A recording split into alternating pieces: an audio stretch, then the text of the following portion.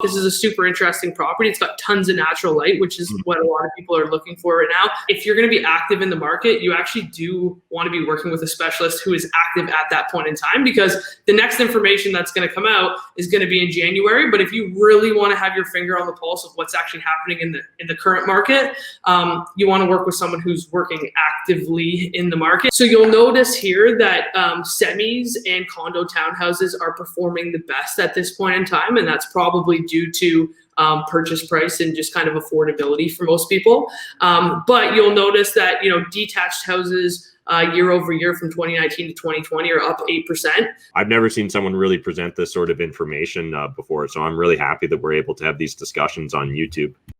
YouTube, we listened and we're responding. You guys want up-to-date market information on all the Ontario markets. Well, today we're catching up with our local expert, Emma Pace, when it comes to the GTA real estate market. So we're going to be diving deep into the data. This is actually the very first video of its type on my YouTube channel. So what I need you guys to do is smash that like button, really hit the subscribe button, as well as jump in the comments, hit us up with your questions and suggestions, because this is going to become a monthly feature, and I'd love to roll this out to every Canadian city. In fact, I kind of don't tell my editors, but I've got the intentions of actually maybe doing 30 videos a month. I'd love to pick the 30 biggest Canadian cities, find local experts, and shoot updates on them. So if you guys would like to see that, let me know what other cities we need to do in the comment section, and let's jump into it with Emma Pace and the GTA real estate market update. All right, YouTube, let's jump right into the data with Emma. Hey, Emma, how's it going? Good, Matt. Thanks for having me on. I appreciate it. Always good to chat with you and kind of go through these things and keep your audience up to date with what's going on in the market. Yeah, I'm really excited to jump into the TREB data and really just explore what's going on in the Toronto real estate market. I know my audience has tons of questions. So there's a lot of people in the GTA looking to invest in the GTA and buy. And, the whole goal behind this is let's keep our fingers on the pulse of what's going on in the market. So I know you've got some slides to share with us. Yeah, for sure. So I'm going to go ahead and just kind of share my screen with you now and go through the numbers. So as we hop over here, perfect. Are you good to see that, Matt? Yeah, we got you.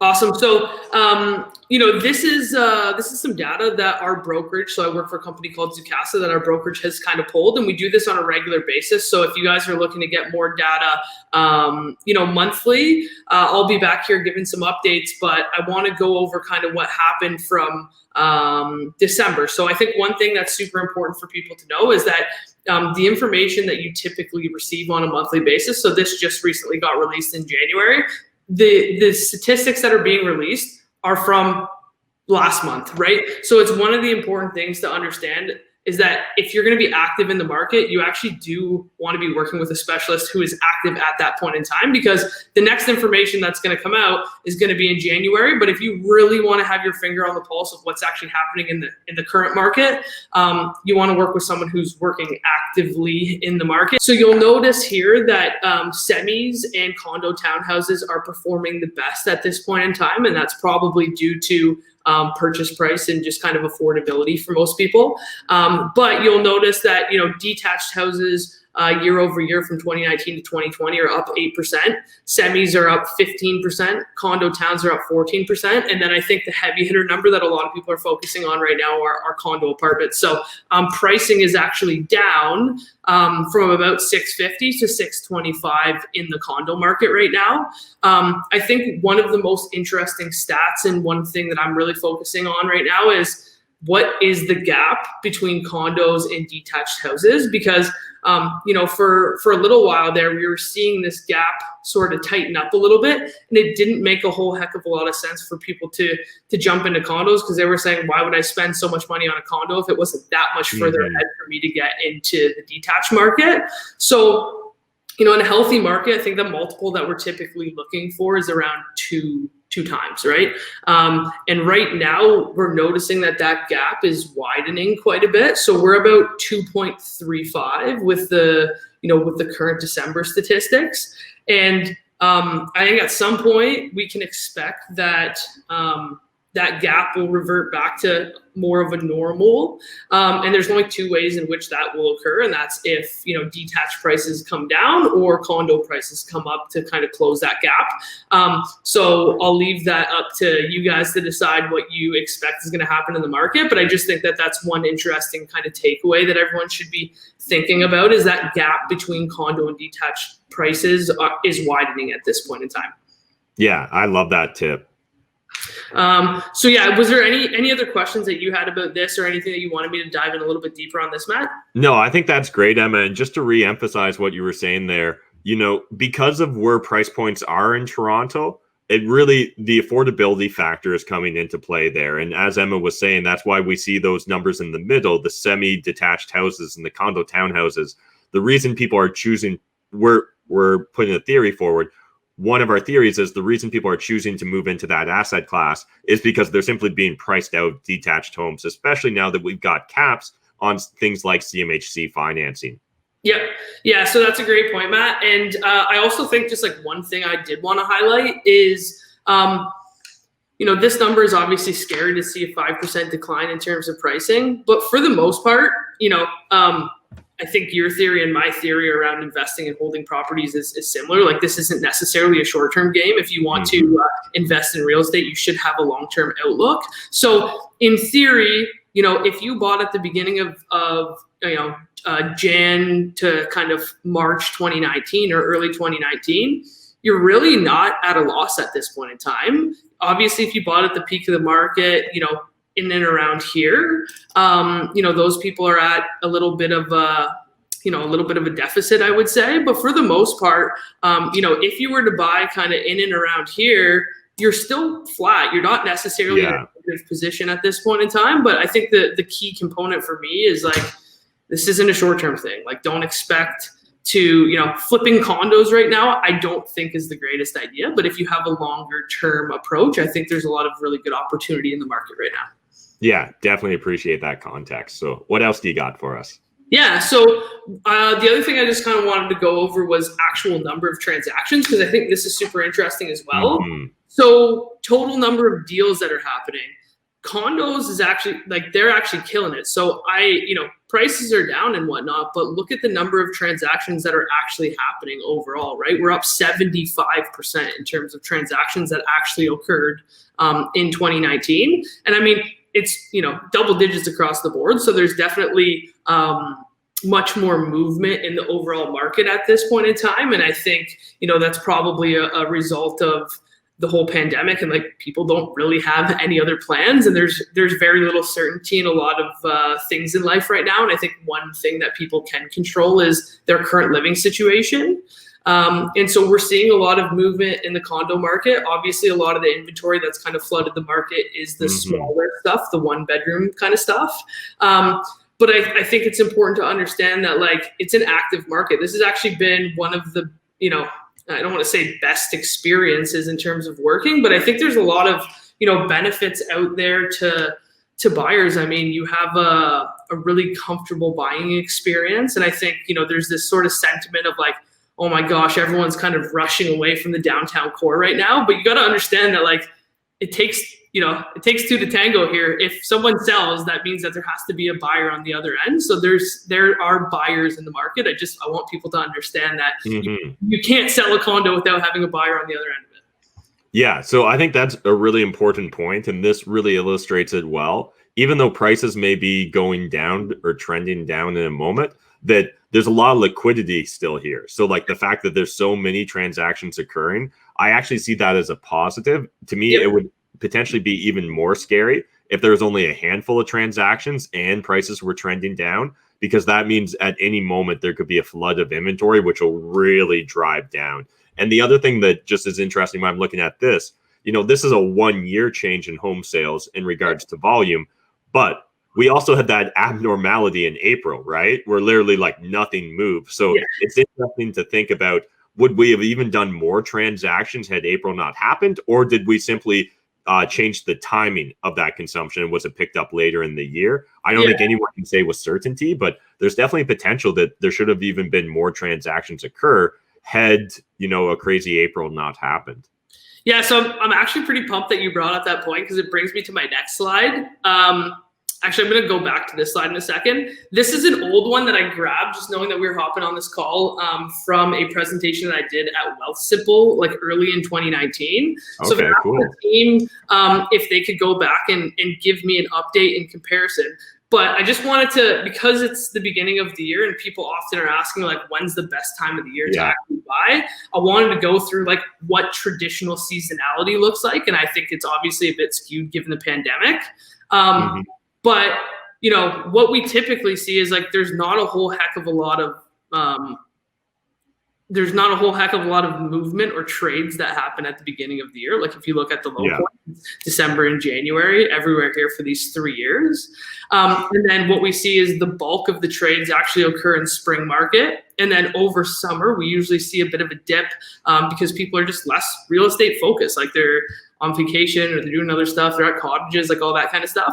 And then what we usually see is, you know, September, as soon as that Labor Day weekend hits and everyone's kind of back to work, they focus a little bit more on real estate. And then as, you know, snowfall hits, you'll see like things drop off pretty quickly in terms of inventory and trades that happen. So I just wanted to give, you know, your audience a little bit of an idea of like what seasonality typically looks like.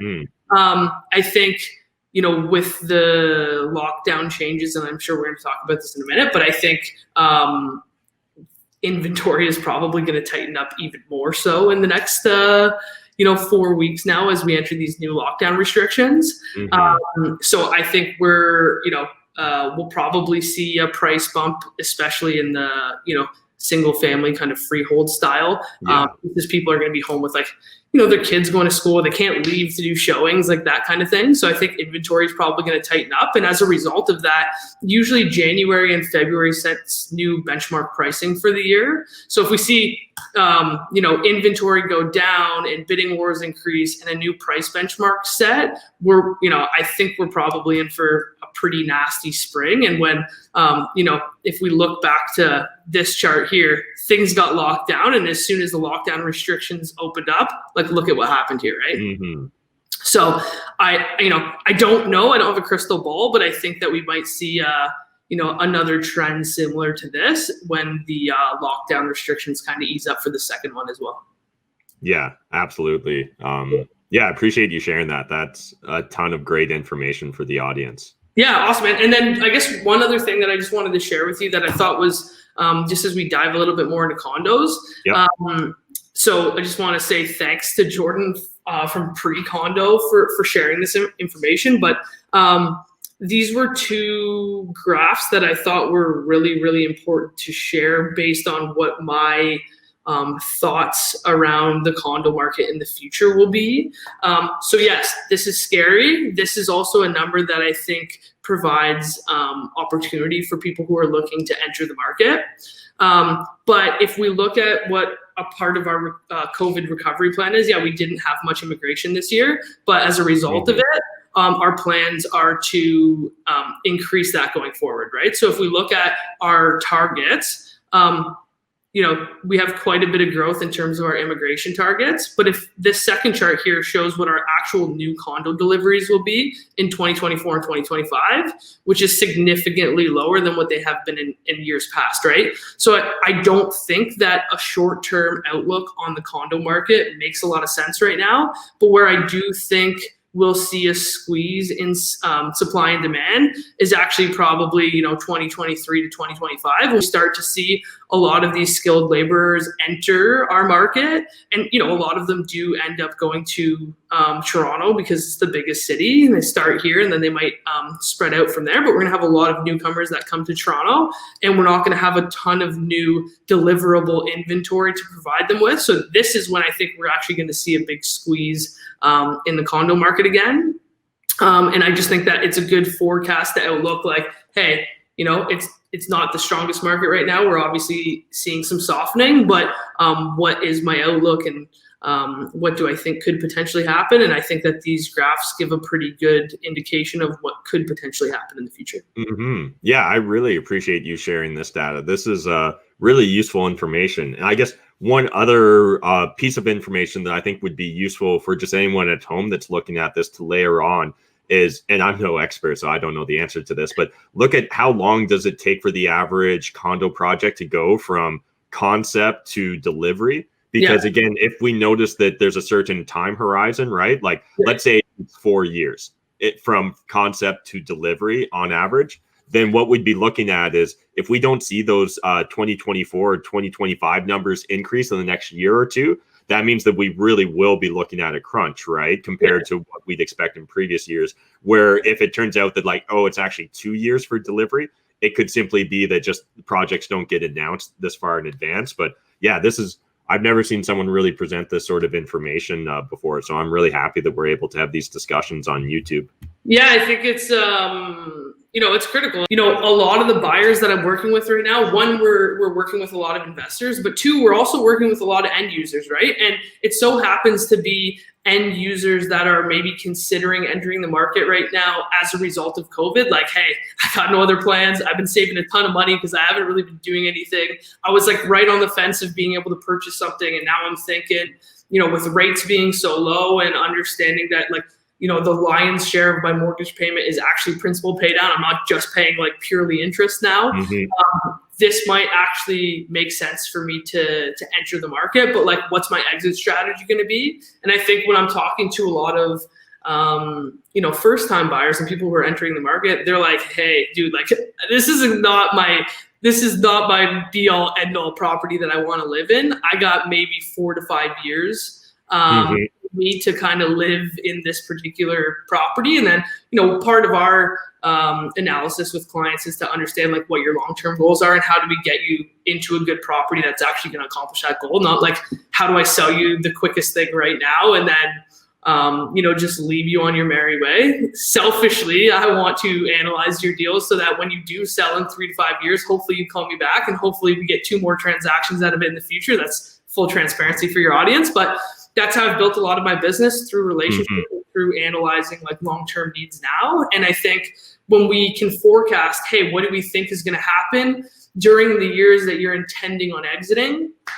And I think right now is a great opportunity. You have the great opportunity to enter in a much more comfortable buying process. And then if we look at numbers like that, where we say, okay, well, this is what we think could potentially happen in 5 years. And we think that maybe in year 3 or year 5 of your home ownership, that's when you might actually see the most growth in terms of like equity appreciation and stuff like that, or growth appreciation in terms of price point.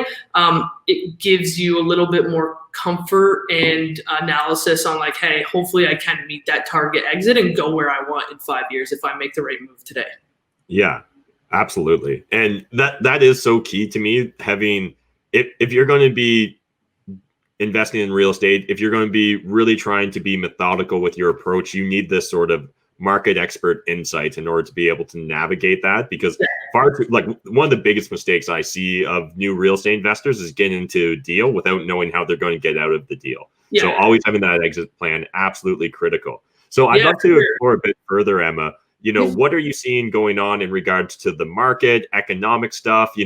COVID-19, we're going through a second phase of lockdown right now as we're shooting this mid-January. So, what's going on with the market? Is everyone just staying on the sidelines, do you feel like right now in January? Is it the smart money still playing? What's going on there? Yeah, so I think smart money's still playing for sure. I think I am still seeing, like, what is it today? We're halfway through the month approximately, right?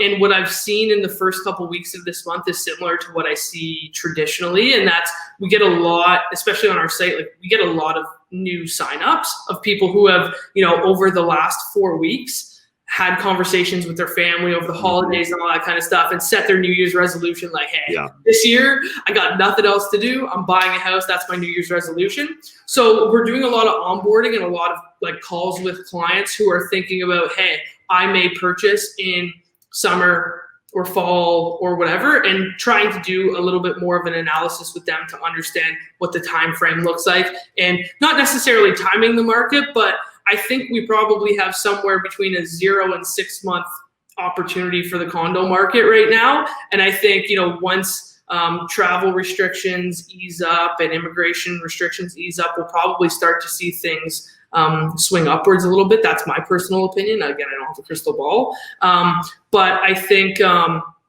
people are still taking a slow and steady approach right now in the condo market. And then on the flip side, when we're talking about freeholds, like freeholds, it's as crazy here as it is in London, I'm sure, right? Yeah. Like just in an offer presentation or bidding war with clients on Monday of this week, and there's not a whole heck of a lot of inventory. There's not a lot for people to choose from. So there end up being 16 offers. Property was listed at $799. Most recent comp was at $930. Right. So I said, you know what, to be frank, it's probably going to sell above the most recent comp, but it's usually within some sort of variance, right? So if it's sold for $930, maybe it sells between $950, $975, $980. Place went for $1,030,000, right? So and breaking that $1 million threshold is kind of a tell of where the market's mentality is at. Yeah.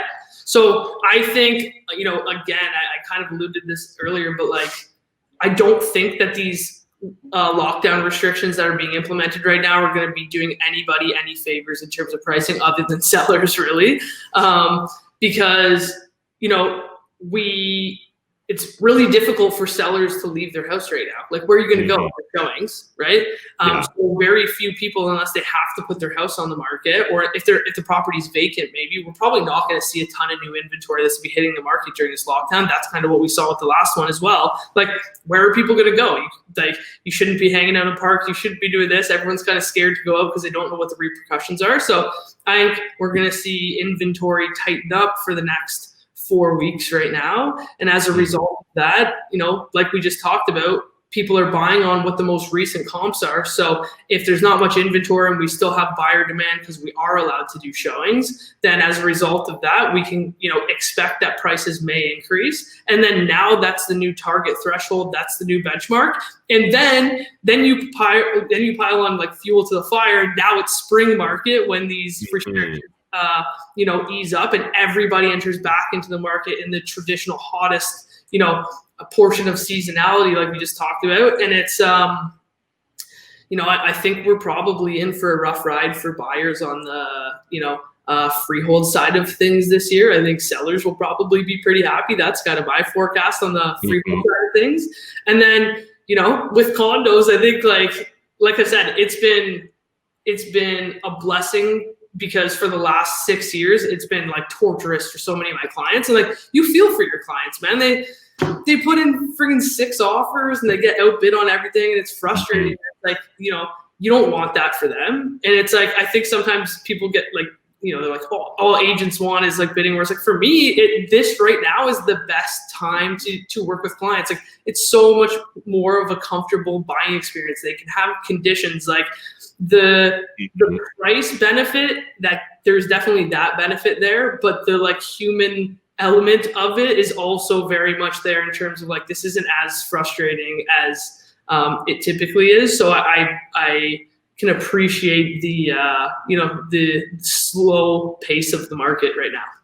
Yeah, absolutely. Always love your insights into the market. And before we wrap up our market discussion, I want to ask one more question. So when I think of Toronto condos, I think of Emma. So I'd love to hear right now, if someone was kind of on the fence, they were thinking about buying a condo, and maybe they're not necessarily sensitive to location or type of condo unit. Is there a certain niche that you think has been particularly beat down or particularly impacted by recent market developments versus others? Like, is it bachelors? Is it 3 bids? Is it this one building in this one neighborhood? Does anything kind of stand out as, that's kind of interesting? Yeah, so I think bachelors and smaller, like, sub 500 square foot condos right now are definitely beat down. Like, if I think about key items that I would say to consider when purchasing a condo right now, it's I'm suggesting that people are trying to buy things that are over 500 square feet that have some outdoor space in them, right? That they should probably focus a little bit more on like kitchen, countertop, and storage space, because like, we can't go to restaurants right now, man. Like, people are trying to get better at cooking and taking cooking classes online, and like, they care about that now. Whereas, pre-COVID, it was like just, Uber Eats all the time, and I'm sure people are still doing it. But I know, for instance, there's a Minto condo downtown, and some of them just had like hot plates, from my understanding. They didn't even have like a full stove or anything like that. And so I think you should focus on getting a little bit more bang for your buck. Like, we can get a better price per square foot than we could have pre-COVID, right? Maybe you want to have the den so that you have the opportunity for like a work from home space. So these are all things where I think prior to COVID, people weren't really taking these things into consideration. It was like, how do I get the best possible location, even if I have to go with 395 square feet or whatever it is. Mm-hmm. And that model still works for some people, but I think long-term, especially for like investors that are looking to rent, like those things are super hard to rent right now because people want outdoor space. They get to be in their house. And I think that this isn't going to be a trend that's going to just stop as soon as the lockdown restrictions ease. I think people are going to go back to work, but I don't think it's going to be a full-time thing, right? So people are still going to be spending a lot more time at home, and I think as a result of that, they want a bit more space. Absolutely. Yeah, completely agree. And those are some really important considerations for anyone looking to jump into the condo market or really just the real estate market in general. But I think it's doubly true in dense urban environments that extra design, like a couple more square feet, 10 square feet of outdoor space can make a huge difference. Like a Juliet balcony, those little things might make a massive difference in regards to how you actually use the space if you're going to be forced to stay in the space for extended periods of time. Yep. So I think layering that and thinking about that as primary, and then also looking at like what could individual seller motivation look like with people that hold that inventory. Yeah. That's where it becomes really, really interesting. That's why you have to work with a specialist, because you could say, hey, look, this one's not staged. The marketing is terrible. It's been vacant for X number of days. So they're probably have some motivation to get rid of it because they have their carrying costs and their maintenance fees and stuff like that. So if we dumped a little bit of cash into it, we made it exactly what you want. You've got the space that you want, and we couple that with seller motivation. Like, that's how we find interesting deals. 100%. So let's talk about some deals. So any transactions that you'd like to highlight that have recently occurred? Yeah, I actually wanted to highlight this particular property. I actually shopped this to a couple of my clients, and no one bit on my list, but I was actually pretty happy because one of the guys that I was mentoring at the beginning of last year, it was actually his client that purchased this property. So a little proud moment for me. Nice. That I knew that he's looking for the right deals out there. So if you're watching the video, good job, man. So yeah, I wanted to kind of highlight this. And I think it also goes back to the point of working with a specialist, because I think sometimes people feel like it has to be 90 days on market to get a great deal. If you look here, days on market was 5, right? So and the sold to list price here is 100%. So some people would be like, well, why would you ever do that in today's market? Well, because they listed at a price that was already a great deal. So you need to work with someone that actually knows what's going on in the market.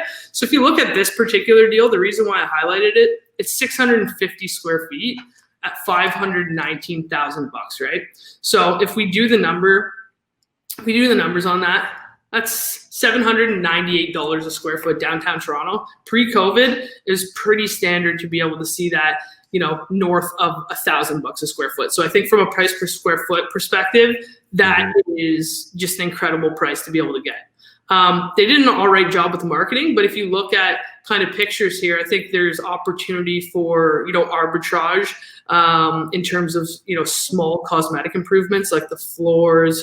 But if you look, this is a super interesting property. It's got tons of natural light, which is what a lot of people are looking for right now. It's got a great open space. These types of loft properties are a little bit more rare to come by. So it's not like your standard typical cookie cutter condo, right? You've got a nice loft bedroom upstairs. So I think there's lots of opportunity to make this into a great space. Like, the kitchen's not bad, but it could use, a little bit of TLC. So I think overall, this kind of has all of the things we were talking about before. Like, it's got the size, it's got outdoor space, it's got a decent kitchen, it's got, this guy's got a working space in there right now. It's got tons of natural light. The price per square foot is great. So overall, I think this was a slam dunk deal, but I'll kind of show you why. So if we look at $519 as a purchase price, this particular unit, okay, very similar, 650. Oh, sorry. 660. Yeah. This sold just before COVID. So this is at the peak of the market for $715,000. Oh, wow. Right. Almost like, and of course this one is much more turnkey and, but this is what the other one could have been, right? You could make this into this. And yeah, this one was on a higher floor. There's probably some better specs on this one that it has. But like this one, and I think another thing that people need to know is like this one didn't have parking. And this one's showing that it has parking, but it's actually a rental, so it's not owned, right? So, there's almost a $200,000 gap here in a couple of months. This one here sold in the peak of the lockdown, right? In the peak of the pandemic, 680,000 square feet. It sold for $615,000. Right? Okay, yeah. So, and this one, like the kitchen wasn't updated and stuff. Like they've got kind of these cool shelving and stuff on the wall. But like, if I look at something like this, and I see what he was able to get his clients this property for, like I think this is a slam dunk deal. Mm-hmm. Right? Yeah. Yeah, I love this. I really appreciate the attention to detail and diving deep into these numbers. This is a really great illustration. Yeah, for sure. And then if we look at, rental pricing. So rental prices are obviously suppressed right now. But this one, which is the exact same, this was, I think so this is 122, this is 212. So one floor higher, rented for $1,900 in 2 days. And this happened in November, which if I know that this has moved that quickly, there's obviously demand for this. And I think that probably could have priced it a little bit higher. Right. And then prior to that, someone else had rented for $2,050. So let's say, the target rental rate for something like this is about $1,950. Well, his total carrying cost to keep this property going is $2,172 a month. And we'll say $1,950, right? So it's going to cost his investor about $200 a month to keep this thing running. Right.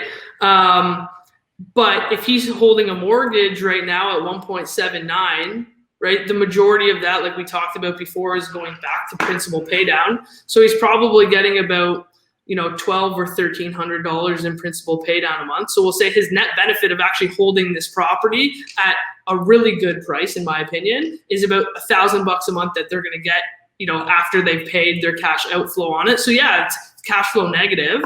But with holding the mortgage at such a low interest rate and with the opportunity for forced appreciation through just strategic renovation on that one, and then two, holding it in the market, I think there's lots of good long-term upside there.